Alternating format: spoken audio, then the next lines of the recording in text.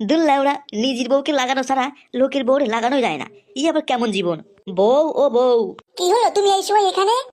জানো শোনা, অফিসে কাজ করতে করতে কম্পিউটারের ডিসপ্লের উপর পানি চলে এসেছে, আর দেখি আমার বান্টু খারাপ হয়ে গিয়েছে, পানি চলে এসেছে। যা বদমাইশ, তুমি সব সময় গুতো মারতে চাও, তুমি আমারটা কখনোই বোঝো না। আমার ওইখানে যে কি ব্যথা হয়েছে, কালকে যা খেলা খেলেছো খুব ব্যথা হয়েছে শোনা, আজকে আর না।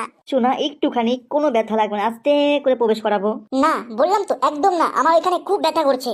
তুমি আমাকে একটু ভালোবাসো না, যখনই তোমার সঙ্গে খেলতে যাই তুমি বলো ব্যথা করছে। আমি জানি না শোনা, আমাকে এখন একবার খেলতে দিতে হবে, তা নাহলে আমি কিন্তু চুনাগাছি যাবো। তোমারে বললে ভাড়া, তুমি কত শোনা কেন বলো তো, বলছি ব্যথা হয়েছে।